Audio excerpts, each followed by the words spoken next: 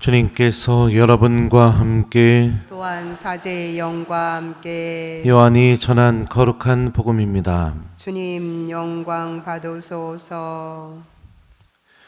예수님께서 제자들에게 나타나시어 그들과 함께 아침을 드신 다음 시몬 베드로에게 물으셨다. 요한의 아들 시몬아, 너는 이들이 나를 사랑하는 것보다 더 나를 사랑하느냐?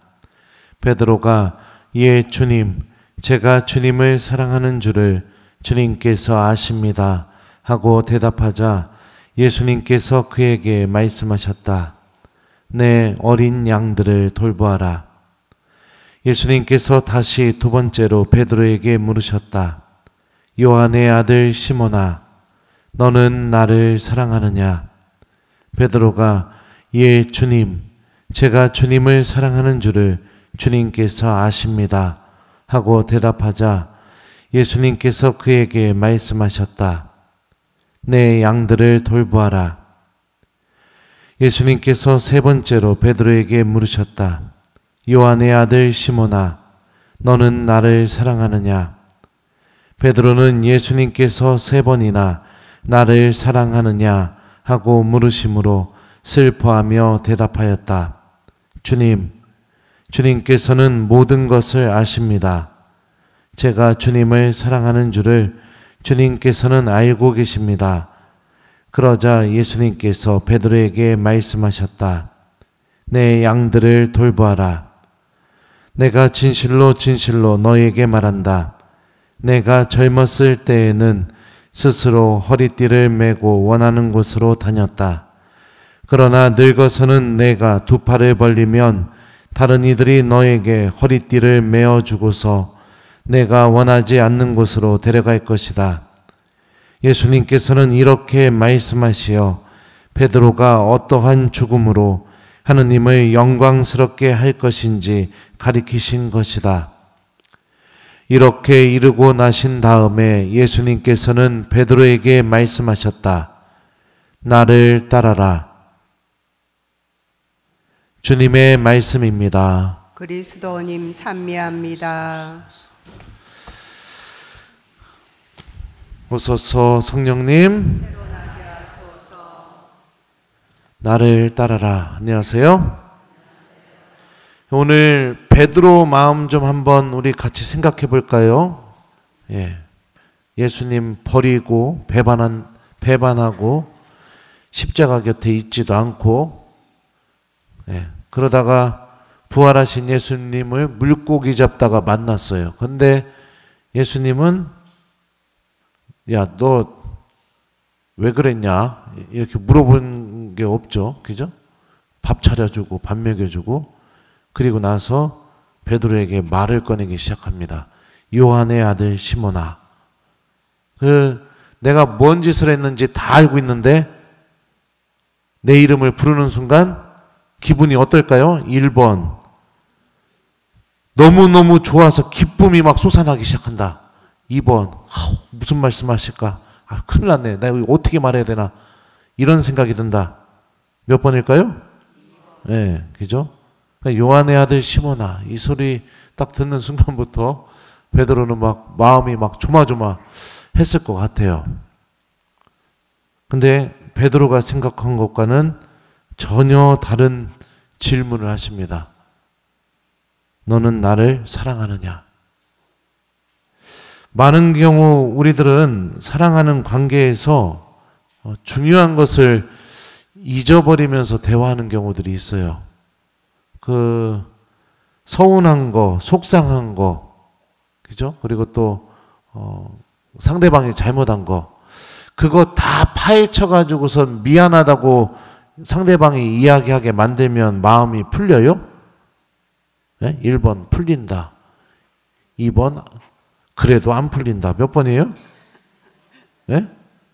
나는 그런 관계를 맺어본 적이 없어서 잘 모르겠네. 근데 그렇게 하는 행동의 가장 핵심은 뭐냐면은 그 사람이 나를 사랑하고 있는지 안 하고 있는지, 그게 더 중요한 문제가 아닐까요? 그죠?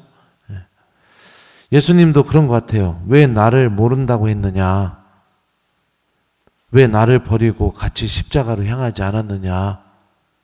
네가 어떻게 그럴 수 있어? 나 상처받았어. 지금 사과해. 너 잘못했잖아. 너 왜 미안하단 말 안 해? 이런 걸 물어보신 게 아니라 요한의 아들 시몬아, 너는 이들이 나를 사랑하는 것보다 더 나를 사랑하느냐? 사랑하고 계시는지를 묻고 계세요.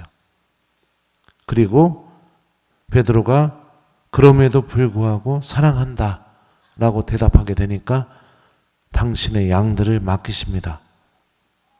그러니까 우리가 이 장면을 통해서 생각해 볼 수 있는 게, 교회의 일들이라든지 하느님이 우리에게 맡겨주시는 일들, 이런 거 여러분들 그 사람이 얼마나 많은 죄를 저질렀는가, 저지르지 않았는가, 그 사람이 얼마나 능력이 있는가 없는가, 이게 하느님께는 중요한 게 아니에요. 그 사람이 하느님 사랑하고 있는 사람인가, 아니면 사랑하고 있지 않는 사람인가, 이게 가장 중요한 겁니다. 근데 많은 경우 그런 것들을 생각을 못하게 되죠. 아무튼 예수님께서는 베드로의 잘못을 파헤치시고 하나하나 낱낱이 열거하시고, 이것도 잘못했고 저것도 잘못했고 이것도 잘못했으니 지금 사과하라고, 나 서운하다고, 이렇게 말씀하시는 분이 아니시죠? 그가 당신을 사랑하고 있는 마음을 두드려서 열어서 다시 그 사람 입에서 사랑합니다 라고 고백하게 만드시는 분이 바로 예수님이십니다. 베드로의 입장에서는 그랬을 거예요. 내가 이제 예수님을 따를 자격이 전혀 없다. 나는 그분을 버렸고 그분 사랑하지만 내가 저지른 죄 때문에 더 이상 예수님의 제자라고 불려질 수도 없을 것 같다. 나 같은 사람이 어떻게 예수님을 따를 수 있겠는가? 어떻게 나 같은 믿음을 갖고 있는 사람 위에 이 말도 안 되는 반석 같지도 않은 이런 믿음을 갖고 있는 내 믿음 위에 예수님이 어떻게 교회를 세울 수 있겠는가? 막 이런 생각이 들었겠죠. 그런데 예수님은 또 두 번째로 아주 놀라운 말씀을 하십니다. 나를 따라라. 공감복음에서 예수님이 베드로에게 나를 따라라 라고 말씀하신 순간은 베드로 처음 만났을 때였어요. 물고기 잡고 있을 때, 갈릴레아에서. 근데 요한복음에서 예수님은 처음부터 베드로에게 나를 따라라 라고 말씀하신 적이 없습니다. 언제 말씀하시느냐? 오늘 복음 장면에서 맨 마지막에 내 스스로 예수님을 따를 수 없다고 느껴지는 그 순간에, 내 스스로 자격이 없다고 느껴지는 그 순간에, 그러니까 우리들 스스로가 베드로처럼요, 죄 때문에 예수님을 따를 수 없다고 생각이 되는 바로 그 순간이 어떤 순간이냐? 예수님을 따라야 하는 순간이라는 것을 예수님께서 알려주고 계시죠. 주님께서는 이처럼 끝까지 우리를 포기하지 않으십니다. 끝까지 포기하지 않고 붙잡고 계십니다. 우리들 스스로가 예수님 앞에 나서기가 정말 염치가 없어서 나는 예수님을 떠나야 한다 라고 스스로 그렇게 결론을 내리고 있는 그 순간에도 예수님은 여전히 우리가 당신을 따르기를 바라고 계시고, 우리를 향한 예수님의 사랑은 여전히 중단 없이 계속해서 유효하게 우리에게 다가오고 있죠. 사랑하는 우리 교회 여러분들, 우리는 베드로처럼 나약하고 넘어집니다. 때로는 여러 가지 이유들로 인해서 엄청나게 큰 죄를 저지르고 내 스스로 주님을 따를 수가 없다고 느껴지는 그런 순간들이 다가올 때도 있고, 이미 우리들의 삶의 경험 안에서 그랬던 순간들도 분명히 있습니다.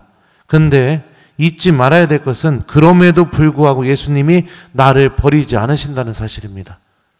그럼에도 불구하고 예수님이 나에게 여전히 나를 사랑하냐고 묻고 계신다는 겁니다. 예수님은 우리들이 어떤 죄를 저질렀는지를 다 펼쳐가지고선 하나하나 물어보고, 나 이때도 서운했고 이때도 서운했고 이때도 서운했고 이때도 서운했어.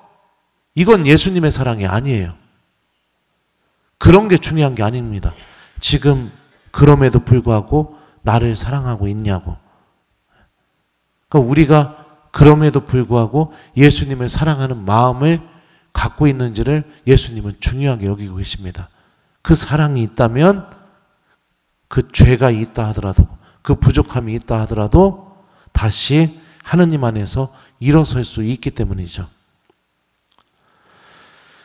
믿음을 갖고 살아가면서 베드로처럼 넘어지는 순간이 올 때마다 우리 모두 나를 따라라 라는 이 예수님의 말씀을 마음속에 간직하고 염치가 없어도 부끄러워도 끝까지 주님의 손을 붙잡고 예수님을 따라가는 신앙인이 되었으면 좋겠습니다. 베드로는 이렇게 넘어졌지만 어떻게 순교했죠? 전승에 의하면 십자가에 못 박혀서 죽었습니다. 근데 못 박혀서 죽을 때 어떻게 죽었을까요? 나는 내 스승하고 똑같은 모습으로 죽을 자격이 없다고 거꾸로 못 박아달라고. 아주 베드로 다와요. 아주. 예. 나도 베드로 닮아가지고 그러나 봐요. 예. 십자가에 거꾸로 못 박아달라고. 그래서 거꾸로 못 박혀서 죽어요. 내 스승하고 똑같은 모습으로 죽을 자격조차 없는 사람이라고. 예. 이게 베드로의 사랑이에요, 여러분들. 넘어지지만 그래도 예수님이 나 사랑한다고 느꼈을 때 끝까지 예수님 붙잡고 따라가서 어떻게 해서든지 내가 예수님을 사랑하고 있다는 걸 열매로 맺으려고 하는 이 베드로의 사랑. 교회가 베드로의 반석 위에 세워졌죠. 네. 베드로의 반석 위에. 왜 그럴까요? 교회는 베드로처럼 끊임없이 넘어지고 끊임없이 죄를 저지르고 끊임없이 부족한 그런 모습을 갖고 있어요. 근데 교회의 가장 기본적인 정신이 뭐예요? 베드로의 반석 위에 세워졌다는 것은 잘못된 거 알았을 때 돌아갈 줄 아는 믿음. 너무나 큰 죄를 저질러서 염치 없어도 그럼에도 불구하고 예수님 사랑합니다 라고 얘기할 수 있는 믿음. 좌절하지 않고 절망에 빠지지 않고 그럼에도 불구하고 하느님이 나를 붙잡고 계시다는 거, 그거를 믿고 다시 일어나는 믿음. 교회는 이 믿음 위에 세워졌습니다. 상처받았다고 해서, 실망했다고 해서, 큰 죄 저질렀다고 해서 아, 나 오늘부터 성당 안 나가. 이거는 여러분들 우리가 교회로부터 물려받은 믿음의 모습이 아닌 거예요.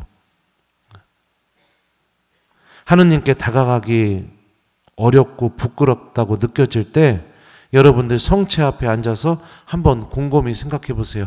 그 죄의 내용을 좀 어렵겠지만 그럼에도 불구하고 좀 분리시키고 근본적인 질문, 나 그래도 예수님 사랑하고 있는가? 이걸 내가 묻기 시작하게 된다면 그 나머지 행동을 어떻게 해야 되는지는 스스로 깨닫게 됩니다. 그 사랑이 나를 움직이기 시작하게 되기 때문이죠. 그래서 고해소로 가고, 그래서 주님께 용서 청하고, 그래서 회개하게 되고, 가장 본질적인 거, 내가 주님을 사랑하고 있는가?